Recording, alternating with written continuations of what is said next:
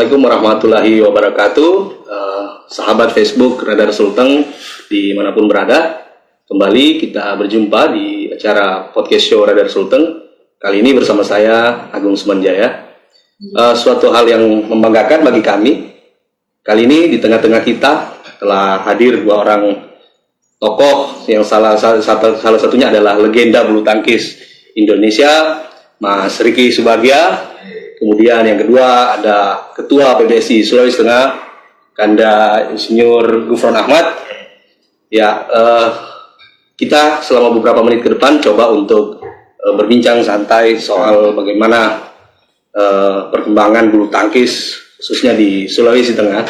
Dan beruntung sekali Mas Ricky Subagja bisa meluangkan waktunya berada di tengah-tengah kita di Radar Sulteng hari ini.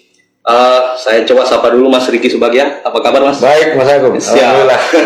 Udah berapa hari di Palu Mas? Ini sudah mau 2 minggu ya dari sini. Nanti kita tahu ternyata sudah keliling-keliling gitu. Siap. Ya, kita baru kemarin saya datang, memang ada kegiatan. Agenda utamanya apa di? Ya, kepelatihan. Ya, kebetulan Sulteng memang untuk jadi tuan rumah satu pelatihan agenda BWF. Ya. Pelatih dan alhamdulillah ada 18 orang pelatih ya. Yang hari ini penutupan, jadi mendapat lisensi yang dari BWF langsung level 1. Siap. Ya. Udah jalan-jalan kemana aja? Kemana kemarin itu? Ke bukit-bukit lah. Iya. Palu juga udah kata ya. Siap. Sebelum ke Mas Ricky, saya coba ke Pak Gufron dulu. Pak Gufron, ini tadi sempat disinggung Mas Ricky soal pelatih ya. Ini apa yang melatar belakangi sehingga PBSI Sulawesi Tengah menggelar kegiatan ini, Pak Gufron? Baik, terima kasih Dinda Agung. Assalamualaikum warahmatullahi wabarakatuh. Buat pemirsa Radar TV live lewat Instagram FB, kami memberikan apresiasi dari Pemprov PBSI Sulawesi Tengah dalam hal ini kaitannya dengan kedatangan Bang Ricky Subagja sebagai legenda bulu tangkis dunia. Alhamdulillah bisa hadir di Palu. Jadi kaitannya dengan program kerja PBSI ke depan periode 2001-2025 adalah salah satu adalah pembinaan atlet. Pembinaan atlet itu dibutuhkan bagaimana kesiapan pelatih yang berlisensi BWF. Inilah yang kami lakukan. Kegiatan ini memang disupport betul sama pengurus pusat PBSI. Kebetulan Bang Ricky selaku Kasubit pembinaan pengembangan daerah, beliau juga hadir melihat langsung bagaimana pelaksanaan pelatihan pelatih itu. Pelatihan pelatih yang kita laksanakan karena memang standar dari BAC Badminton Asia itu maksimal 16 orang. Tapi alhamdulillah kita diberikan kebijakan 2 orang ketambahan jadi total 18. Pesertanya itu hampir di seluruh Pemkab di Sulawesi Tengah. Jadi ada semua keterwakilan. Ini sebagai bentuk pemerataan pelatihan pelatih yang berlisensi BWF. Ini penting sekali dalam hal bagaimana menyiapkan atlet-atlet yang berprestasi. Itu berawalnya dari pelatih yang memang punya kemampuan, punya keilmuan dalam hal memberikan cara melatih yang baik. Inilah yang kita lakukan. Kami di Pemprov kan belum dilantik, jadi program agenda itu bisa paralel. Jadi apa yang kita lakukan kaitannya dengan kondisi pandemi ini, kami hanya bisa melakukan pelatihan-pelatih itu. Jadi ini sudah berjalan hari kelima. Terakhir kelima ini hari. Terakhir ini hari kelima. 5 hari pelaksanaannya dari tanggal 23. Jadi kedatangannya Bang Ricky juga memberikan spirit lah buat para peserta yang hampir dari semua daerah. Dan luar biasanya kita Sulawesi Tengah ada juga dari pemain pelatnas yang mengikuti sebagai peserta pelatih. Ya itu yang Mas Agung. Jadi mudah-mudahan saja ini bisa lulus semua. Bisa lulus semua dari 18 orang ini supaya kita Sulawesi Tengah itu sudah ada memang pelatih yang betul-betul berlisensi BWF. Karena ini setelah lulus nanti mereka bisa melatih di luar negeri, mau Eropa, mau negara-negara Asia itu bisa karena sudah lisensinya dari BWF begitu. Siapa gue bilang sebelum pelatihan ini sudah berapa banyak pelatih di Sulawesi Tengah yang berlisensi level 1? Kalau berdasarkan data yang kami tahu kurang lebih ada 3. Hanya 3 atau 4 orang lah. Itu yang dan itu mungkin terbatas begitu karena mungkin secara personalnya orang ini mungkin ada PNS atau kerja kegiatan lain yang memang tidak intens melakukan pelatih kepada anak-anak.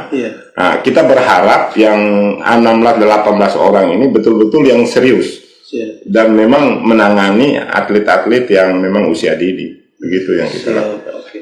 Saya coba ke Mas Riki lagi, Mas. Ini tadi pelatihan pelatih, kemudian nanti yang lulus akan mendapatkan lisensi level 1 Mas ya. Itu lisensi level 1 BFF itu apa sih Mas? Mungkin banyak masyarakat yang belum tahu sih. Itu lisensi level 1. Ya, yang pasti ada tahapannya kan, level 1, level 2, level 3 segala macam. Tadi sudah sampaikan sebetulnya Pak Ketua. Level 1 ini dari program-program usia dini, anak remaja ya. Jadi itulah yang membedakan. Jadi intinya program level 1 program latihan dasar, program latihan dasar. Jadi nanti ada lagi kalau ini sudah berjalan lagi ada level 2, level 3. Nah, itu yang yang membedakan. Tetapi ini dari BWF Badminton World Federation. Jadi ini tidak mudah, tidak bisa semua para pelatih juga. Tadi sudah tentukan juga sebetulnya ada 16 ya, tapi minta nambah ada kebijakan 2 jadi 18. Itu yang setelah nanti mereka memegang lisensi level 1 ini mereka berhak melatih di daerah saja kah atau bisa atau ada atlet ukuran level di level mana, atlet muda kah atau senior yang bisa mereka melatih? Ya, yang pasti ilmu dari level 1 ini kan ya harus dimanfaatkan. Nah, siapa yang memanfaatkan tadi di PBSI Sultan ini umum mungkin nanti ada klub, ada mungkin diklat atau siapapun. Kalau tadi kan contoh bisa juga memang untuk ke luar negeri, ya. Tetapi ya itu karena BWF license-nya memang bisa kemana-mana. Ya, itulah yang nanti silakan. Dan saya rasa Sultan pasti kan juga memanfaatkan para pelatih ini kan gitu. Jadi justru yang kita harapkan dengan ilmu yang sudah didapat, ya kan, dengan pembinaan yang ada di Sulawesi Tengah ini. Ya tentu dengan program-programnya, materi-materi yang sudah didapat ini bisa dipraktekkan ya, untuk kita harapkan tentu untuk bisa anak-anak ini begitu banyak ya, ada juga klub-klub yang ada. Nah ini ilmu-ilmu itulah hasil daripada kepelatihan di level 1 khususnya yang kita harapkan ke depannya bisa jalan. Di kejuaraan nasional maupun di kejuaraan daerah, syarat untuk pelatih level 1 ini sudah diterapkan atau bagaimana? Ya kalau kejuaraan kan ini sebenarnya pelatih ini kan siapapun bisa jadi pelatih sebetulnya, tetapi memang ya sangat penting ya satu license apalagi dari BWF seorang pelatih. Tapi memang Indonesia secara jujur juga masih belum memperlakukan lah istilahnya, termasuk juga para pelatih yang berada di pelatnas, walaupun juga kemarin Pak kita juga sudah lakukan pendaftaran pelatih pelatnas, tapi yang memang sudah berjalan dari yang sekian tahun ke belakang, yang masih ada istilahnya public figure, mantan pemain, ya. Tapi sebenarnya mereka juga butuh penata kepelatihan, ya, license apalagi yang dari BWF. Nah ini sedang berjalan juga, tapi pelatnas kemarin sudah, terutama pelatih Pratama ya. Nah jadi itu Pak, memang sebelumnya ya kalau kejuaraan pelatih pendamping atletnya ya siapapun aja masih bisa. Tapi saya rasa dengan adanya license juga kan paling tidak makin semangat, makin kepercayaan diri pelatih. Paling tidak yang paling penting ilmunya dari mulai level 1, level 2. Ini yang kita harapkan kan. Ini sejak kapan sebenarnya lisensi BFF ini dipakai di Indonesia? Ya sebetulnya kalau saya di kepengurusannya dari mungkin ini ke periode ketiga ya, dengan 3 ketum yang berbeda. Nah jadi setahu saya memang ini kan bagaimana kita juga kedekatan kita dengan baik dari BAC ataupun BWF sehingga Indonesia untuk bisa menjalankan program-program meminta, karena kan nggak mudah juga BWF kita untuk bisa ya license dari pusat ya gitu. Nah ini setahu saya sih dari yang kepengurusan saya 3 periode ini sudah berjalan sebenarnya. Ada dari mulai level di paling bawah lagi shuttle time ya ke level 1. Nah kalau sebelumnya jujur saya juga nggak tahu persis seperti apa, tapi dari mulai itulah ya semua kan tinggal pengurusnya aja untuk bisa menggerakkan ilmu-ilmu ini atau license atau kepelatihan ini juga harus terus berjalan. Saya sangat baik seluruh pelatih hingga nanti kita harapkan justru jenjang dari klub, dari hingga masuk pelatnas. Karena sama baik atlet ataupun pelatih juga pasti jenjang tertingginya masuk atau dipanggil ke pemusatan latihan nasional sebagai atlet, sebagai pelatih nasional. Tapi parameternya apa gitu kan? Nah kalau itu diberlakukan kan sangat baik. Jadi misalnya pelatnas levelnya sekian. BWF, nah ini ya. Tapi kalau sekarang kan masih belum seperti itu. Di luar, setahu saya ini juga sudah berlakukan. Seorang mau apalagi kalau mau melamar misalnya di salah satu negara di mana, terus nggak ada itu ya saya agak sulit kecuali memang ya istilah spesial lah. Seperti contoh partner saya yang bisa kemana-mana, tapi saya nggak tahu dia sudah ikut penataan pelatihan atau belum. Saya nggak tahu. Yang pasti yang kalau di luar itu, setahu saya juga tetap ada ada sertifikatnya lah, ya untuk keluar. Ya kalau pemain-pemain itu. Betul. Seperti itu sih. Okay. Ini Sulawesi Tengah, jadi provinsi keberapa yang di?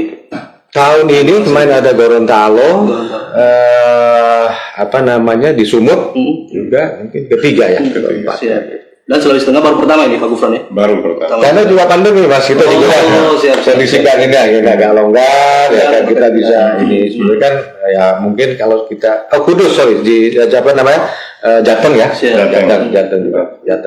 Pak Gufron ini akankah jadi agenda tahunan, tahun depan akan ada lagi pelatihan yang sama? Karena kita tahu kan si banyak pelatihan yang ikut. Betul.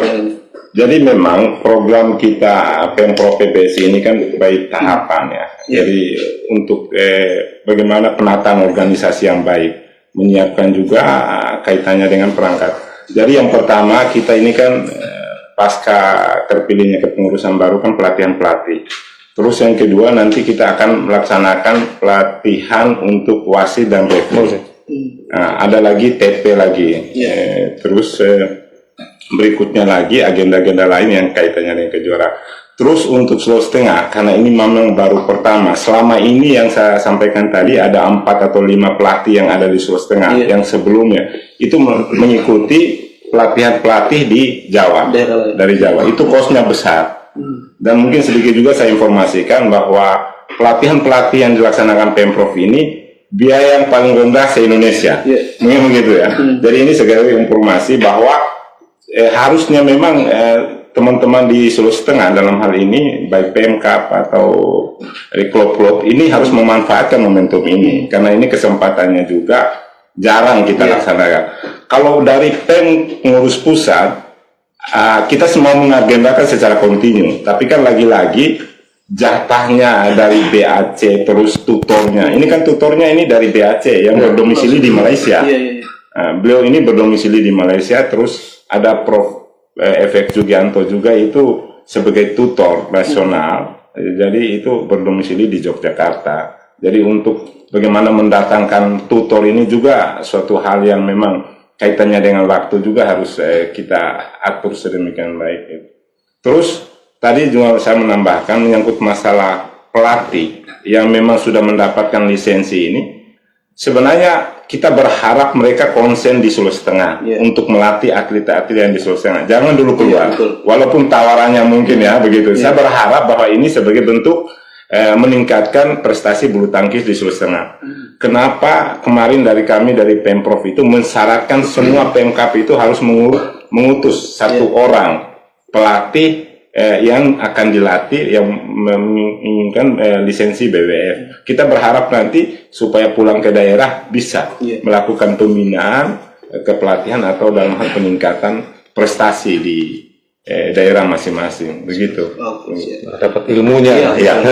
Terus Mas Riki, yang ikut di kegiatan ini syaratnya haruskah mantan atlet atau memang yang memiliki hobi atau teknik dalam bulu tangkis? Ya, saya rasa tidak ada status mungkin ya, tetapi ada kuota yang pertama, yang kedua memang kita serahkan juga siapa-siapa yang ikut, tetapi ya kita tahu mereka juga pasti klub pelatih klub yang ada.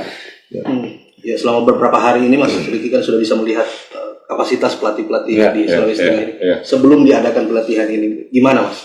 Dari kacamata ya kalau ya pada umumnya memang dan jujur bisa saya sampaikan ini di luar Pulau Jawa program-program latihan ya yang pertama kan banyak yang ini dari mulai fasilitas sarana prasarana seperti apa ya juga pelatihannya. Nah khusus di pelatihan ini memang masih belum memadai ya, dari mulai ilmu, dari mulai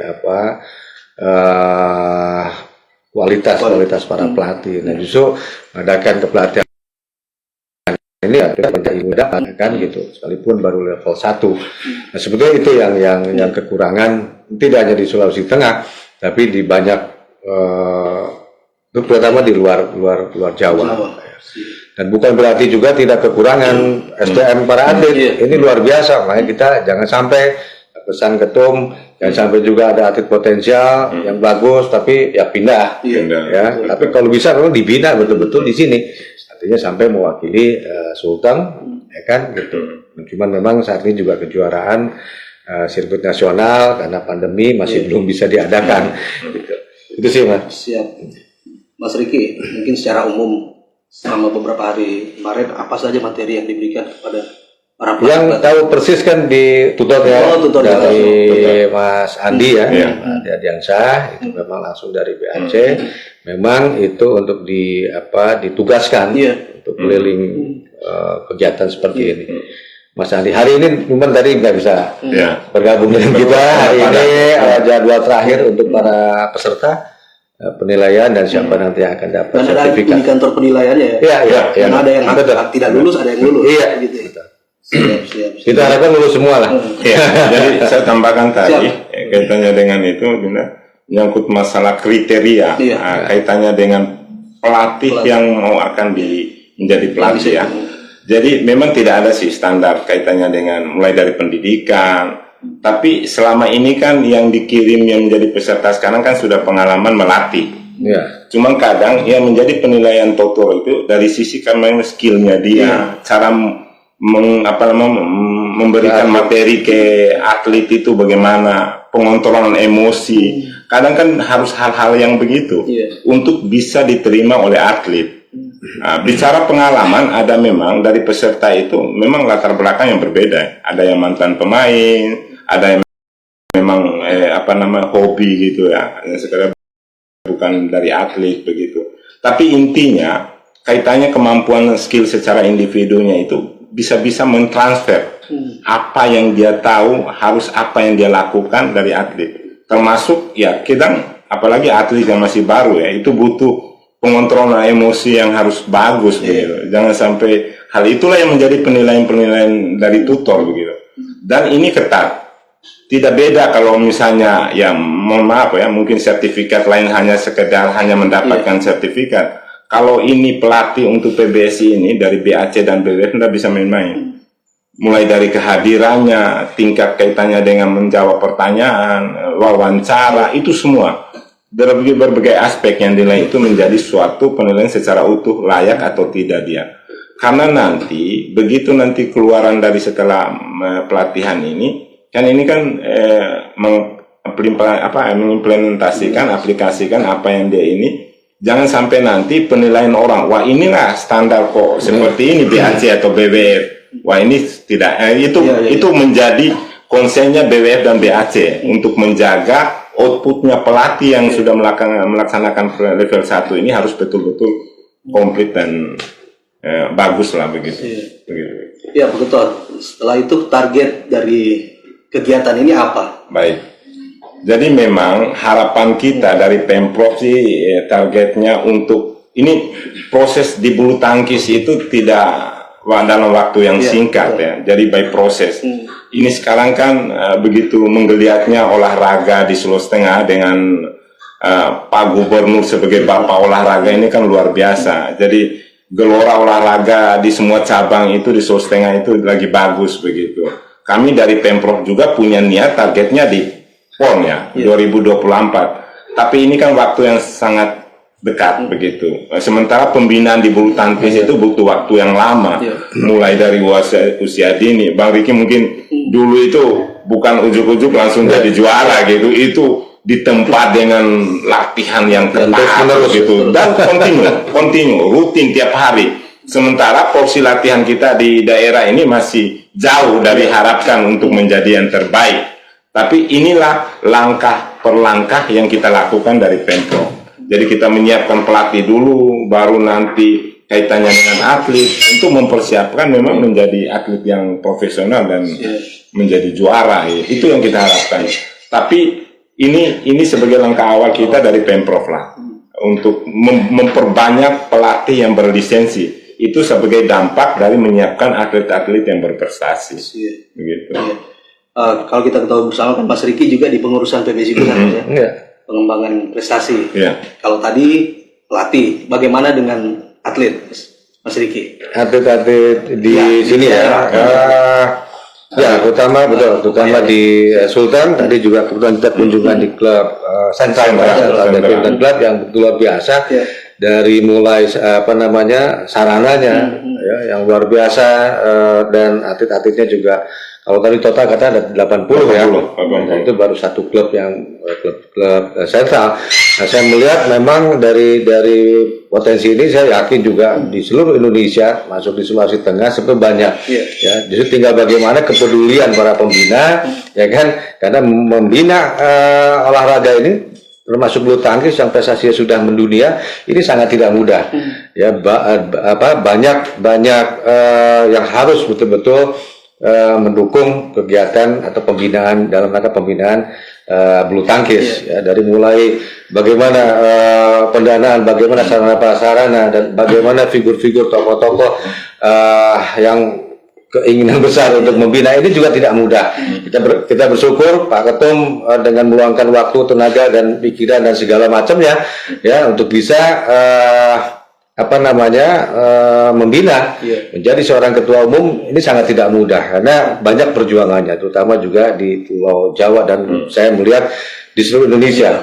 Ya, pengusaha juga banyak, tetapi kan tidak semua pengusaha yang bisa kecintaan terhadap terutama bulu tangkis ini. Nah, kita bersyukur Gufron sebagai ketua umum Sultan ya, begitu luar biasa. Tinggal bagaimana justru pembinaan anak-anak yang ada saat ini juga didukung dengan para pelatih yang sudah mendapatkan sertifikat tadi ya, betul-betul harus bermanfaat. Target ke depan tadi sudah sampaikan PON, bagaimana menjelang PON dan lain sebagainya ya, ini juga memang harus dipersiapkan dari sekarang gitu. Nah balik lagi ke atlet yang tadi ya, kita harapkan ini kan jenjangnya yang cukup panjang ya. Bagaimana misal katakanlah saat ini saya datang 2 tahun, 2, 3 tahun, 4 tahun ke depan, misal katakanlah saya hadir di sini, ya ini pembinaan jangan baru lagi, ya kan? Tapi ini yang sudah prestasinya yang sudah meningkat. Nah, tapi saya yakin tinggal bagaimana komitmen ini sama-sama semua, ketum, pengurus, ya tadi pemerintah pun gubernur yang sangat concern, Bapak Olahraga, ya otomatis ya tinggal bagaimana nanti cabur-cabur prioritas lah ya, saya rasa termasuk bulu tangkis Pak prioritas menilai di Sultan. Nah ini kita lihat nanti, tapi saya yakin akan muncul lah ya. Justru kita berharap akan muncul pemain-pemain yang betul-betul binaan dari daerah Palu atau Sulawesi Tengah sampai jenjang nasional nanti. Insyaallah. Dukungan sendiri dari PBSI Pusat untuk yang atlet di daerah ini. Betul, yang pasti dari mulai pengurus pusat pastinya juga komunikasi kita sangat terbuka. Ini juga sangat penting apa yang dibutuhkan ya kan, juga kunjungan-kunjungan karena ini mungkin karena kendala pandemi masih agak terkendala. Kita berharap dan lebih baik, tapi paling tidak support baik itu event yang paling utama mungkin tadi belum dilantik, ini juga nanti akan segera kita sampaikan Pak. Untuk segera juga lantik mungkin karena waktunya aja nanti. Tapi ya sangat support lah apapun nanti kegiatan dari PBSI Sulawesi Tengah ini, tinggal mungkin kita komunikasinya aja. Siap, mungkin terakhir ini Mas Riki sebelum kita closing, Kita tahu sendiri Mas Riki sebagai ini adalah legenda, sebagai peraih medali emas Olimpiade, kemudian Asian Games. Ini bisa berbagi tips tidak Mas Riki, bagaimana biar atlet-atlet muda ini bisa istilahnya sedikit menyamai Mas Riki? Ya, yang pasti mentalnya harus siap ya pada saat kita memilih bulu tangkis menjadi salah satu cabang olahraga yang memang pilihannya ya. Nah, tadi sudah disampaikan juga di proses panjang berkesinambungan. Nah, yang paling utama mentalnya ya. Bagaimana pola pikir. Kalau sudah kita memilih seorang atlet, otomatis pola pikirnya juga harus berbeda. Ya, artinya nomor lain yang lain itu nomor sekian, tapi bukan ya, kalau dari usia dini tidak ini pendidikan, tapi seorang atlet memang berbeda dengan orang pada umumnya. Nah, ini dulu yang paling utama, mental mereka, pola pikir. Kalau sudah atlet ya kita harus tahu diri lah, karena kita juga latihan keras ya, kita latihan pagi sore ini, nah berbeda dengan orang pada umumnya. Nah, menurut saya untuk dasarnya ya mental dan juga pola pikir pada saat kita memilih. Nah, itu terus menerus. Ya, kalau itu sudah kita tahu ya insya Allah kita bisa bisa menjadi atlet nasional, bisa berprestasi di dunia ya. Jadi dari mental dan juga pola pikir. Kalau latihan keras kan udah otomatis lah ya, otomatis latihan keras itu karena bagian daripada pola pikir mindset kita sebagai memilih seorang atlet. Pak Gufron, terakhir harapan ke depan untuk perkembangan bulu tangkis di Sulawesi Tengah ini, kemudian apa yang akan dilakukan lagi? Jadi memang tadi malam kan kita sempat ada acara ramah-tamah, termasuk Ketua KONI hadir ya untuk memberikan spirit kaitannya bagaimana program Pokja Sulteng Mas 2024. Bulu tangkis sebagai salah satu cabang olahraga yang memang kita bisa unggulkan gitu. Tapi proses ini memang butuh waktu. Tapi ada taktik atau teknik yang kita coba bagaimana bisa masuk prapon dulu. Inilah sebagai PR buat kita Pemprov. Mungkin ada beberapa atlet Sulawesi Tengah yang selama ini mungkin main di luar. Kita akan coba tarik atau bangun komunikasi. Atau mungkin ada atlet nanti yang bisa kita komunikasikan untuk mau menjadi naturalisasi di Sulawesi Tengah. Itulah mungkin langkah jangka pendek untuk bisa mengangkat prestasi bulu tangkis di Sulawesi Tengah. Hal itulah yang kita coba, mungkin supportnya dari KONI Sulawesi Tengah, termasuk Pokja Sulteng Mas 2024, ini juga akan kita kolaborasi. Bagaimana supaya Sulawesi Tengah ini menjadi provinsi yang bisa memberikan hasil yang terbaik lah untuk perolehan medali di PON 2024. Siap. Ya. Baik. Terima kasih, ini sebenarnya masih banyak yang ingin saya tanyakan. Kebetulan legenda Indonesia ada di tengah-tengah, tapi juga mau balik. Iya, dibatasi waktu. Mas Riki juga harus balik ke Jakarta, maka kita mungkin pamit undur diri dan bisa bertemu di kesempatan yang lain. Akhir kata, saya Agung Spanjaya dari undur diri. Assalamualaikum warahmatullahi wabarakatuh. Waalaikumsalam. Salam olahraga.